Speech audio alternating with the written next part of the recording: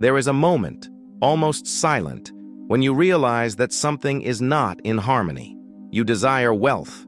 You want to thrive. But no matter how much you think positively, no matter how much you pray or visualize, life insists on repeating the same pattern: scarcity, anxiety, blockages.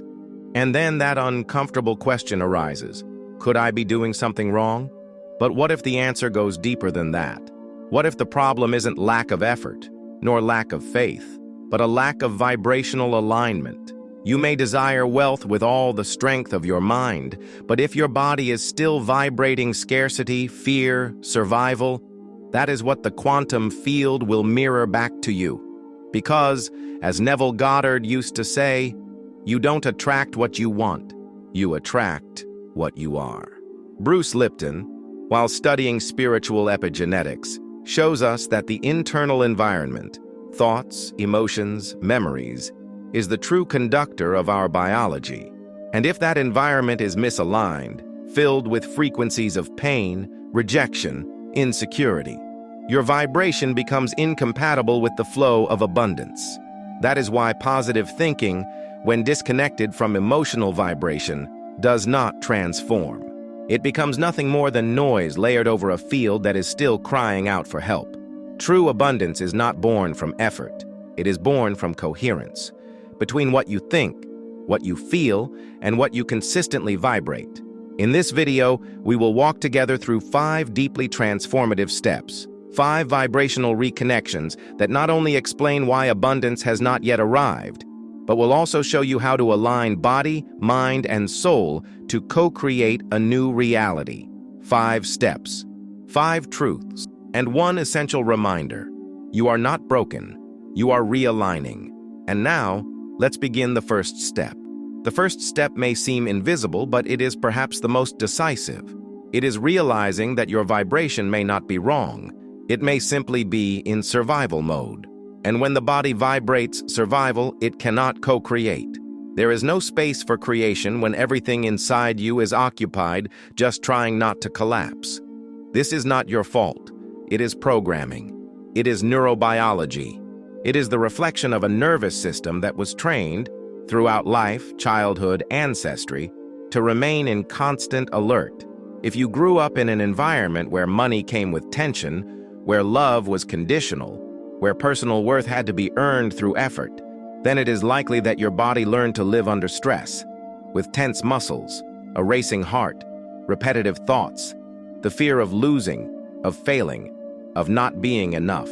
In this state, the most creative part of the brain, the prefrontal cortex, shuts down.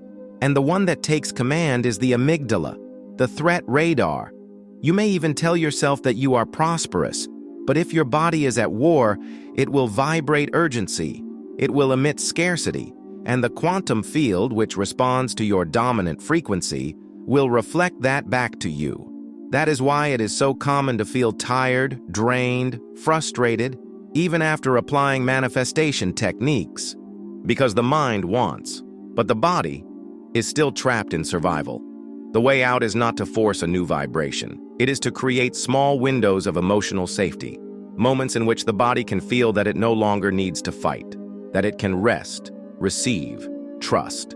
The first step, then, is this: to recognize that the field does not open when there is tension, that no abundance enters through the door of a body on alert, and that before asking the universe for more wealth, it is necessary to tell the body, now it is safe, now I can allow.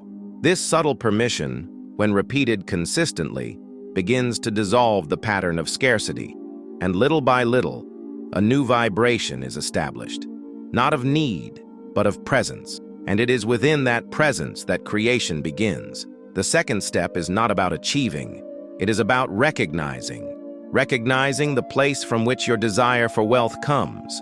Because in many cases, the pursuit of abundance is not a connection with essence. It is a subtle attempt to fill a void. And when motivation is born from lack, from comparison, from a wound, the field of creation becomes contaminated with noise. The vibration is lost, and abundance does not arrive. It is easy to get confused. After all, modern spirituality speaks of manifesting, co-creating, vibrating high. But many times, this movement becomes an addiction, a new kind of escape, a spiritual race disguised as evolution. And behind it still lives the same old pain, the pain of not feeling enough.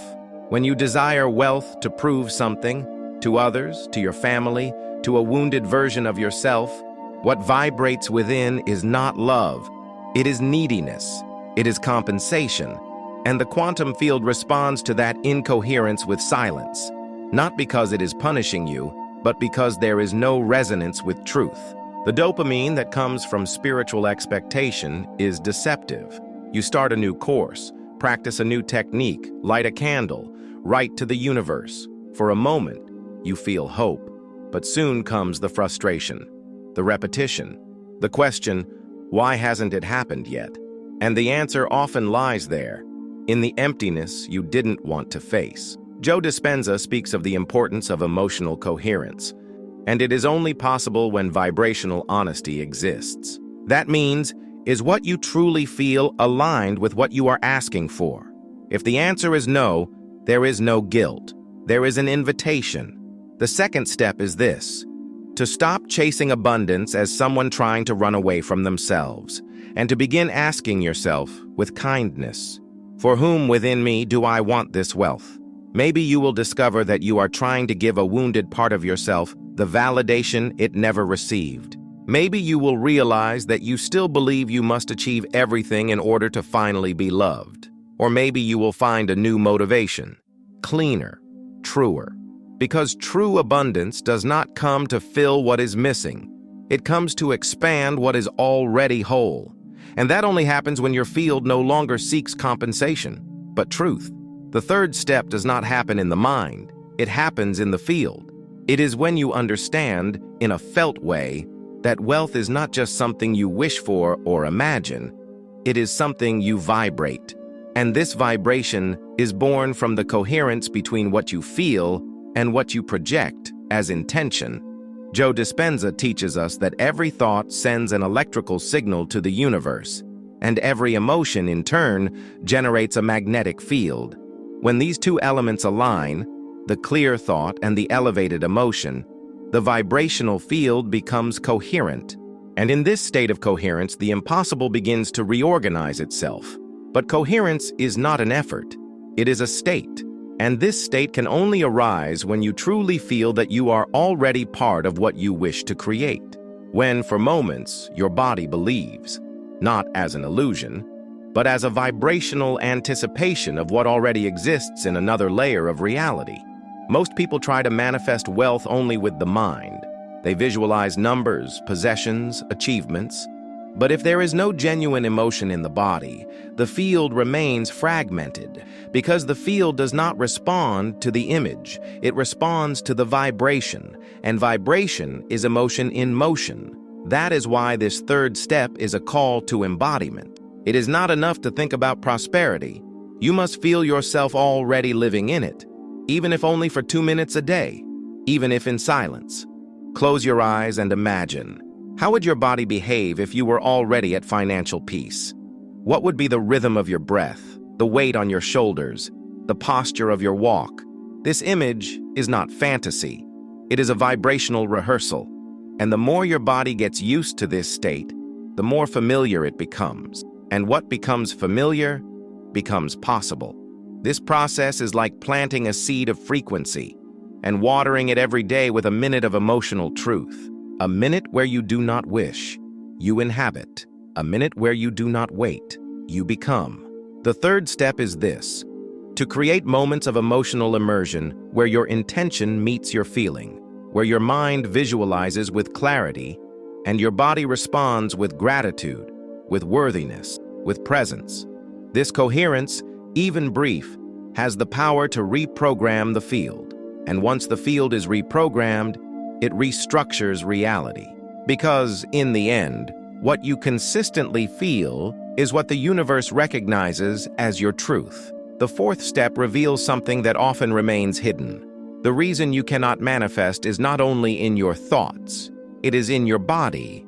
It is in your emotional biology.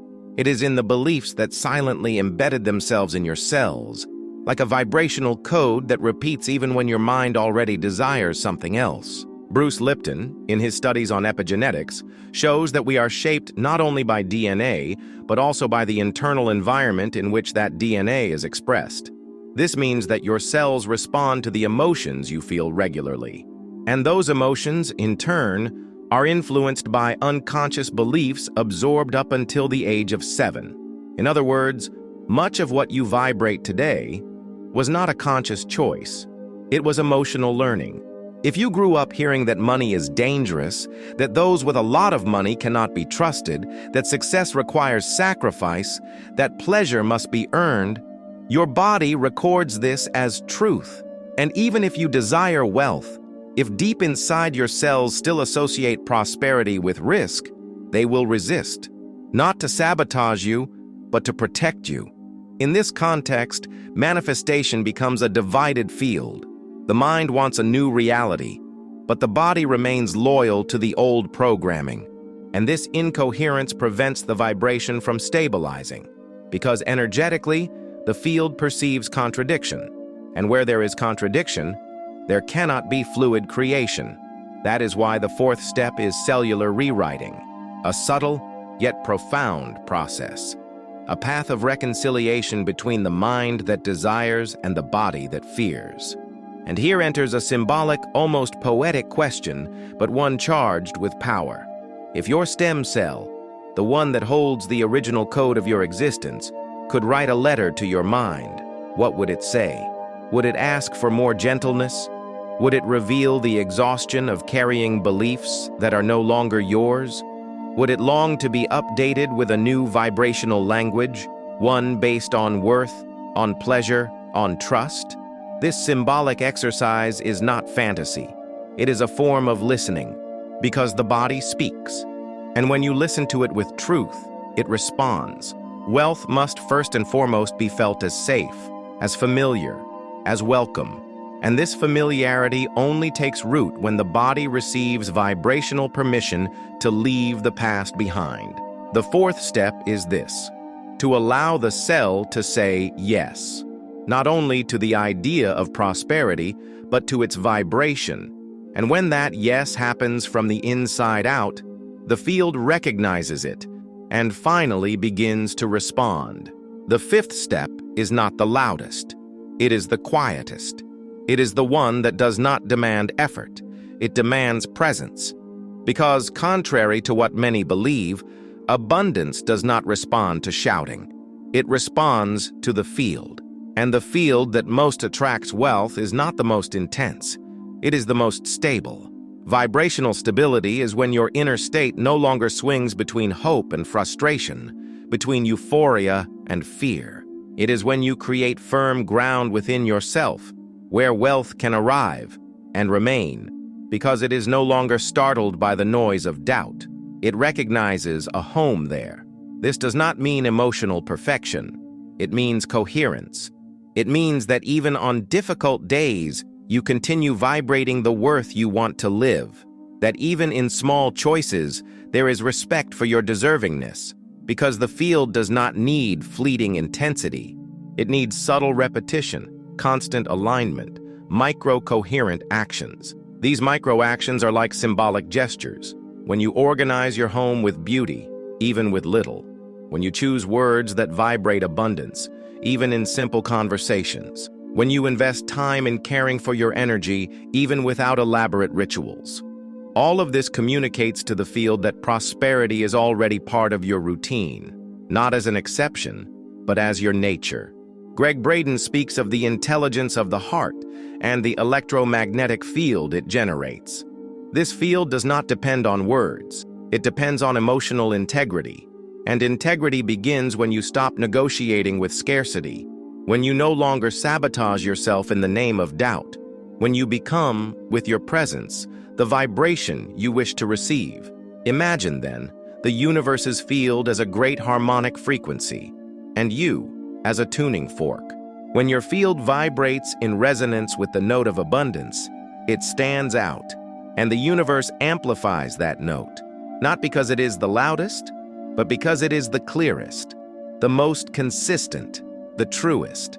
The fifth step is this: to transform your inner home into a field where wealth recognizes itself, and to create each day, through the smallest gestures, this vibrational space of welcome. Not to impress the universe, but to remind yourself that you already are the right note, and that everything that is yours by vibrational right will find you. Now that you have walked through these 5 steps, you may realize that the wealth you seek is not as distant as it once seemed. It is not an external goal. It is an internal reflection. And the more you align what you think, what you feel, and what you vibrate, the more reality begins to respond with synchronicity. Bruce Lipton shows us that we can reprogram our energetic DNA. This happens when the internal environment, the emotional field in which we live, is transformed. Your body stops vibrating as a territory of scarcity and begins to emit a new biological language, the language of abundance, of trust, of worthiness. In this new field, the body becomes a temple, a sacred space where wealth feels authorized to dwell, not by force, but by nature. Joe Dispenza reminds us that reality reorganizes itself around a dominant vibrational field.